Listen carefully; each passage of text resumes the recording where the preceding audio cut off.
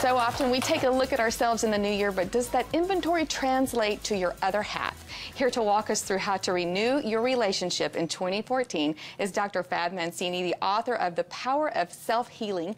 He believes this is possible. Good morning. Good morning. How are you guys? It's so good to see you. Happy New Year. Happy New Year. Yeah. Tell us about how we're going to make our relationships better this year. I'm interested. Our relationships is really very important because we're all meant to be connecting with each other. Yes. But the key thing is how do we keep that relationship in the moment?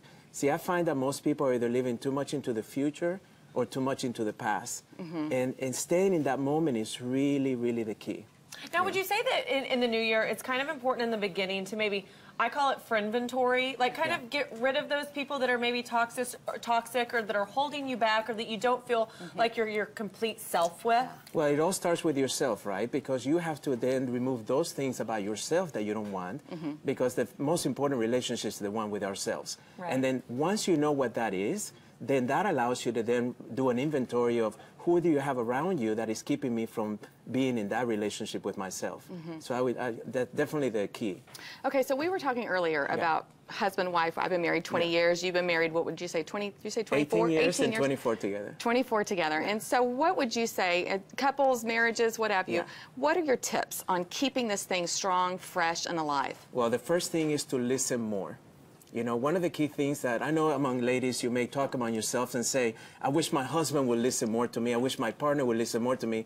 Guess what? Guys in the locker room are saying the same thing. Really? Yeah. So the key thing is that you got to listen more. Because women, we just talk so darn much. We just can't help it. I know, but it's a matter of not necessarily the time, but the quality of the listening, right? So one of the simple tips is next time you're going to talk, just count to 3 mentally, and then hold yourself back, and then see if the other person has something to say before you take over that relationship or that conversation. Okay, so listen more. What else? The second one is work out together. One of the things that we have seen... Like actually go to the gym together. Go exercise together. It doesn't need to be the gym. It could be waking up in the morning, early morning, taking a walk together, taking a jog together, taking a bike ride together. Just something together, because then that allows you to spend that time together, but also you're telling the other person, you know what, my health matters to me. I want to look good for you. I want to feel good for you because you matter to me. And regardless of what people say, like, exercise really does give you those endorphins that, like, put you in a good mood. So it's like if you're both kind of on that same page of, like, let's get out all the bad toxins, let's sweat it out, then you're both kind of refreshed and vitalized versus just one person being that way. And it's not just the chemistry of that happens, but also you look better. Yeah. So you're going to feel better about yourself. It's a win-win. Yes. And what's the next one? The third thing is this is something that I really believe in, and that is focus on the good things. You know, the biggest challenge that we have within our own relationship is we're constantly criticizing ourselves. And then when other people criticize us, then we take it even further. But if you can just focus on the relationship and just focus only on the good things on your partner. Don't focus any energy on the fact that he's always late, the fact that he's messy, the fact he's watched too much TV, whatever. Just focus on the things that, you know, he's a good provider, good nurturer, he takes care of me, he's a good lover, whatever the case may be. Focus on that, and you'll see that you'll get more of that out of that relationship. It starts to bring out the positive in your attitude, therefore your actions. Well, and that's how you're renewing that relationship, right? It's the fact that every single day counts, and if you only had this relationship for 24 hours, and you wake up right now and say, you know what, there's not going to be a tomorrow, all I have is today, how would you treat that relationship? Oh, gosh. Would you do the same thing? Absolutely. No, you would be so... So why do we do that all the time? It's because we're taking our relationships for granted. Right. You know, we know that they're going to be there tomorrow, especially if we're married. You know, instead of just taking every single day like, you know what, this may be the last day, let's make it a very special day.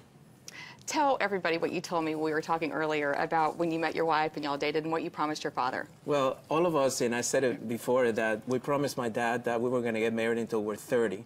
Because, you know, he got married at 18 and he was very young. Yeah. And we're 5 boys in my family, so when we first dated, you know, the first couple of years, she was like, oh, yeah, I believe him. And then she like tried to break up with me. And then we took a trip to Miami, and she met my brothers, and she realized that, no, everybody had made that promise. And then she called me a week later. It's like, no, I don't want to be by myself. I want to be together. I want to get back together. And I think your dad has very wise man. Yeah. Well, you're more mature in your 30s than you are in your 20s. And That when you're is more for mature, sure. you're more willing to take the advice, like the good advice that you've given us. So listen, work out more, and focus on the positive. Such great tips. Thank you so much. pleasure. You'll want to stick around because Dr. Fab will be back later to talk about another segment on renewing your relationship with your kiddos. That's a good one too. All right, you don't want to go too far because when we come back, we have tips on staying on track with psychic and life coach Dougal Fraser. This is a good one. He's a hoot. You'll enjoy it.